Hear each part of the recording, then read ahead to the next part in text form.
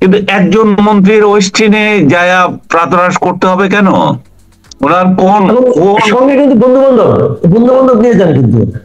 কোন লাট বাহাদুর উনি যে ওনাকে ওইখানে গিয়ে ইয়ে করতে? উনি কত বেতন পান যে ওনার ওয়েস্টিনে গিয়ে ইয়ে খাইতে হয়, তারপরে রাত গভীরে ওনার সব ওই পূর্বাচলে যেতে হয় যে হাঁস খাওয়ার জন্য। এবং উনি আসলে ওই দিন ওয়েস্টিনে গিয়েছিলেন কিনা সেটা ওনার মনে পড়ছে না। ওনার স্মৃতিশক্তি এত দুর্বল। উনি বই লিখতে পেরেছেন 5 আগস্টে কি আগে কি কি করেছিলেন, কিন্তু এই কয়দিন আগে 2 দিন আগের ঘটনা উনি মনেই করতে পারছেন না উনি ওই দিন ওয়েস্টিনে গিয়েছেন কিনা। এই এই ধরনের দেখেন, ছেলেটি বলবো না ভাইটি বলবো জানি না, দেখছি যে উনি বলছেন যে আমি তো এই সরকার ছেড়ে চলে আসব ইলেকশনের আগে আগে। তার মানে প্রমাণ হচ্ছে যে এরা এই সরকার, এই যে তত্ত্বাবধায়ক সরকার, এরাই আবার ইলেকশন করবে। এদের মধ্যেই আছে এরকম কিছু লোক যারা যারা এই সরকারেও আছে, আবার নিরপেক্ষতার ভান ধরে ইলেকশনও করবে।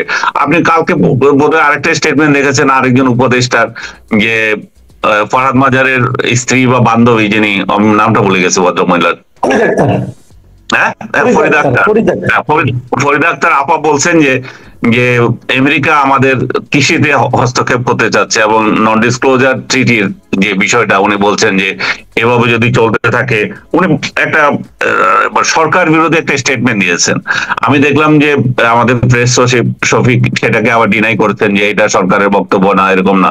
তো রাষ্ট্রের মধ্যে দেখেন এরা মানে যে যার মতো করে আচরণ করছেন। এই যে সিপিডির নেত্রী একজন বললেন যে এরা সব অ্যামেচার। হ্যাঁ, বেসিক্যালি আসলে অ্যামেচার এরা সবগুলো। এখানে উনি খুব ভালো করে বলছেন যে ইন্টার্নি করতে গেছেন। এদের সমস্ত কার্যক্রম ইন্টার্নির মতো। এদেরকে বলে যে আপনারা এদের সমালোচনা করছেন, গত একটা বছর এরা কি দিয়েছে জাতিকে। এই জন্যই বলছি যে তাদের সাথে কোনো ব্যক্তিগত শত্রুতা নাই। এই ডক্টর ইউনূসের সরকারের সাথে ব্যক্তিগত শত্রু নয়। আমি পার্সোনালি, উনি আমার দেশি ভাই, আমাদের বদ্দা। সো আমরা চাই যে উনি একটু ভালো কিছু করে যাক, কিন্তু সেটা যেহেতু হয়নি, তাহলে একটাই এখন উপায় হচ্ছে যে ওনার শান্তিপূর্ণভাবে একটা নির্বাচন দিয়ে চলে যাওয়া। আমি এবং আব্দুল তুষার ওনার যেদিন 6 মাস পূর্ণ হলো সেই দিন একটা টকশো করেছিলাম যে আমরা 6 মাস কিছু বলি নাই। এই 6 মাস যে কিছু বলি নাই, আওয়ামী লেসপেন্সার বা এই যে কি জানি যেগুলো বলেন আপনারা, বা জঙ্গি আওয়ামী যেগুলো আছে, এরা আমাকে যে কি আক্রমণ করেছে। আমার ফেসবুকে ফ্রেন্ড 2জনকে আমার ব্লক করতে হয়েছে, একটা ইটালির একটা লন্ডনের, এবং বিশ্রী ভাষায় আমাকে গালাগালি করছে। তোকে তো শেখ হাসিনা ফ্লট দিয়েছে, দিয়েছে, তুই কেন শেখ হাসিনার বিরোধিতা করিস? আমি জিন্দিগিতে কোথায় শেখ হাসিনার প্লট সেটাও আমি খুঁজে পাইলাম না। শেখ হাসিনার সাথে জিন্দিগিতে কোথাও ভ্রমণেও গেলাম না, কোথাও যে ফ্লাইটে করে সে কত চামচাকে নিয়ে গেল, জিন্দিগিতে দাওয়াতও দেয় নাই, আমারও কোনো আগ্রহ নাই। শুধু শেখ হাসিনা নয়, আমি অন্য কোনো সরকারের কারোর সাথেও যাই নাই। তো এই ধরনের আক্রমণ তারা করেছে। 6 মাস কেন ইউনূসের সমালোচনা করি নাই? তুষার ভাইকে নিয়ে যেদিন 6 মাস পূর্ণ হলো সেদিন আমি শোকটা করেছিলাম যে এখন উনারকে আর দেওয়া যায় না, হানিমুন পিরিয়ড শেষ। এখন তো 1 বছর পূর্ণ হয়ে গেল, এখন কি 6 মাসের সমালোচনা করা শুরু করলাম? এখন 1 বছরে দেখি কোনো কিছুই চেঞ্জ নেই। তো একমাত্র আল্লাহ আল্লাহ করছি যে বর্তমান সময়টা পার করে উনি যাতে শান্তিপূর্ণভাবে জাতিকে একটা নির্বাচন উপহার দিতে পারেন শান্তিপূর্ণ, এবং দেশটা একটা রোড ম্যাপে যাতে আমরা একটা হাইওয়েতে উঠি। এখন যেভাবে আমরা খাদে পড়ে আছি, খাদ থেকে যাতে আমরা উঠতে পারি। আপনি 15ই আগস্ট নিয়ে কথা বলতে চেয়েছিলেন, সময় কম, আমি এটা নিয়ে আমি এটাই যেমন চাচ্ছি যে 15 আগস্টে কথা বলা, আমি প্রথমে বলেছিলাম যে এটা নিয়ে আসলে আগের ধরনের রাজনীতি হয়েছে, আপনাকে জোর করে শোক করানো হয়েছে, সবাইকে শোক করতে হবে, এতে কারো জন্ম হতে পারবে না, কেউ জন্মদিন পালন করতে পারবে না। আবার এখন দেখছি যে আপনারা যদি কোনো কারণে এটাকে ব্যক্তিগত ভাব মনে হয় যে শোকের ব্যাপার, সেটা একটা অপরাধের পর্যায়ে ফেলে দেওয়া হয়েছে। তো এটা নিয়ে রাজনীতিটা কেন হচ্ছে এবং এটা আপনি এটা কিভাবে দেখছেন আসলে 15 আগস্টকে? 15 আগস্ট নিয়ে যেটা হচ্ছে এখন সেটা একটা কুৎসিত কারবার। আপনি যদি দেখেন কোন মৃত ব্যক্তির বাড়ির সামনে এসে ডিজে গান করা, সেটা কোনো সভ্যতার মধ্যে পড়ে? এবং যেদিন তার মৃত্যু দিবস সেদিন আমরা তার বাড়ির সামনে এসে ডিজে গান করব? চিন্তা করেন, আপনার বাবা মনে করেন ভালো কিছুই করে নাই, উনি সমাজের জন্য কোনো অবদানই রাখে নাই, এটা মনে করছে আপনাদের বিরুদ্ধ পক্ষ আইসা আপনাদের বাড়ির মৃত্যুর দিনে আপনার বাড়ির সামনে এসে ডিজে পার্টি করতেছে। তো যারা এগুলো করতেছে তারা যদি নিজেরা বুঝে যে তাদের বাড়ির সামনে তার বাবার মৃত্যুর দিন অন্যরা কেমন লিখলে কেমন লাগে, আর উনি একটা জাতির জন্য কাজ করে গেছেন, একটা রাষ্ট্রের স্রষ্টা, তো ওনাকে যদি এভাবে অপমান করা হয়, আসলে আমরা জাতি হিসাবে কত নিম্ন স্তরের সেই জায়গায় আমরা নিজেরাই প্রমাণ দিচ্ছি। 32 নম্বর রাষ্ট্রীয়ভাবে শোক দিবস পালন বন্ধ করেছে। এক শুক্রবারে 75-এর একটা শুক্রবার উনি মারা গিয়েছিলেন, আজকে আর একটা শুক্রবার, এই শুক্রবারও রাষ্ট্র নির্ধারণ করেছে যে কোনো ছুটি থাকবে না বা রাষ্ট্রীয়ভাবে পালন হবে না। হইতে পারে, রাষ্ট্র যখন যারা ক্ষমতা আসে তারা তো তাই করে। আপনি তো কিছুক্ষণ আগেই বললেন, যখন যারা ক্ষমতায় ছিল তারা মনে করেছে যে এই ওনাকে একটা দেব তুল্য বানিয়ে দেওয়া। বঙ্গবন্ধু মানে হচ্ছে দেবতার থেকেও বড় কিছু। 2 বছর ধরে জন্মশতবার্ষিকী করলো, হ্যাঁ, কত লেখা কত কিছু। আজকে পত্রিকাগুলো খুলে দেখেন যে কোনো লেখা নাই, কোনো কথা নাই। নিউজটা আছে, অনেকে নিউজটা বাদ দিতে পারে নাই, নিউজটা দেখেছে, কিন্তু কোনো লেখা নাই, কথা নাই, কোনো কলামিস্ট পাওয়া যাচ্ছে না। যেখানে লেখা দেওয়া মানে 15 দিন আগে থেকে লেখার স্তূপ জমে যেত, ওই সব কলামিস্ট পলাতক। হ্যাঁ, 200 শতবর্ষ পালনকারী যে শত কমিটির লোকজন সব পলাতক, কেউ কেউ আর টু শব্দ করছে না, লেখে না কিছু। তো এইরকম পরিস্থিতি শেখ হাসিনা যেমন তৈরি করেছেন, আজকে আরেকটা পক্ষ এমন সব আচরণ করছে যেটা জাতি হিসাবে আমাদেরকে খুব মানে নিচে নামিয়ে দেয়।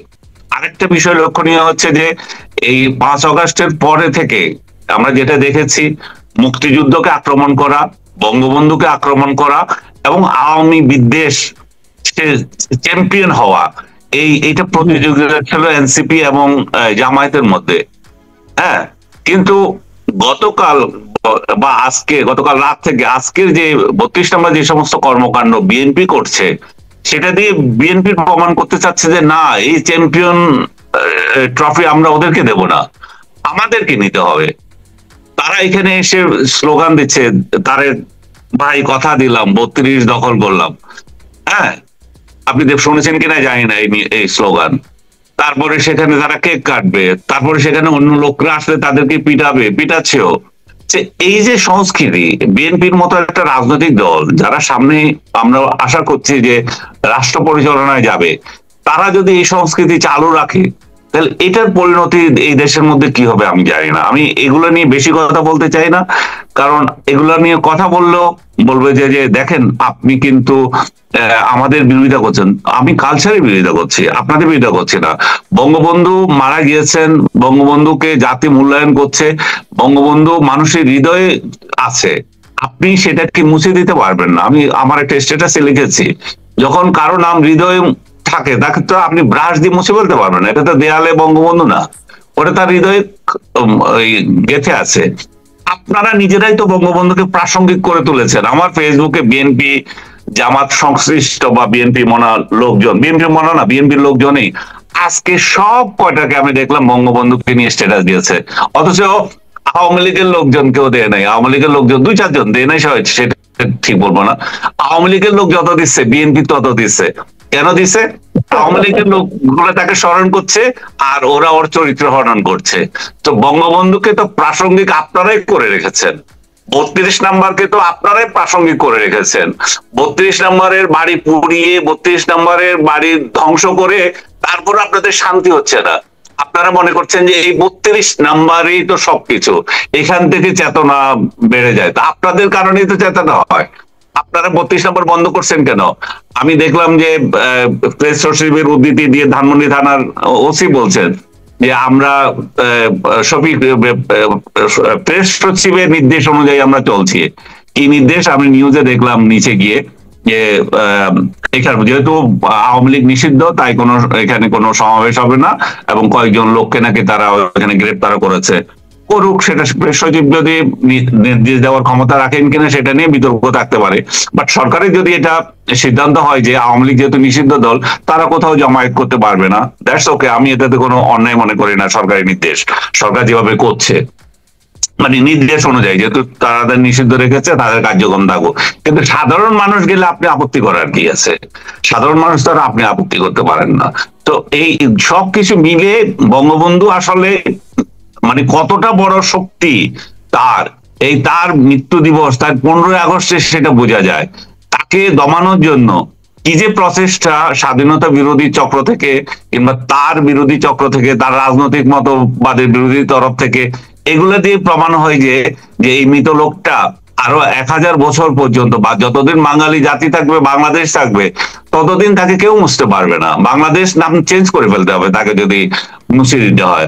তার এটা এটা পূর্ব পাকিস্তান হয়ে যেতে হবে, কিংবা অন্য কোনো নাম, নয়া বন্দোবস্ত বাংলাদেশ, এই জাতীয় কিছু একটা দিতে হবে। আদারওয়াইজ বঙ্গবন্ধুকে তো মুছে ফেলা যাচ্ছে না, মুছতে পারবেও না ওরা। যে রাজনীতিতে এসেছে, রাজনীতি তার পেশা যদি হয়ে থাকে, আমি তাকে দেখেছি। আমি আরো একদিন বলেছিলাম যে আমি জুলাইতে তার সাথে একটা টক শো করেছিলাম, যে গত জুলাইতে আর কি, মানে 24শে জুলাইতে। ইনফ্যাক্ট আমি একটা মাত্র টক শো করেছিলাম পুরো জুলাইতে। আপনারা যখন বিভিন্ন জন আপনাদেরকে ডেকে নিচ্ছিল, আমি তো দেখেছিলাম যে আপনাদের কি করছিল। আপনাকে বসিয়েছিল পাশে, হয়তো আওয়ামী লীগ মনে আরেকজনকে বসিয়েছিল, দুইজনের ঝগড়া লাগাচ্ছিল। আমি তো খুব ভালো করে জানি, আমি যদি যাই আমার সাথে কারে বসাবে, এবং সে একটা ফাউল কথা বলবে, তার পরিপ্রেক্ষিতে আমাকে একটা বলতে হবে, তারপরে ট্যাগ দিবে সে দেখো ছাত্র হত্যা সমর্থন করছে, শেখ হাসিনাকে সমর্থন করছে। তো এইগুলো অ্যাভয়েড করার জন্য পুরো জুলাইতে আমি কোনোদিনই কোনো টক শোতে যাইনি।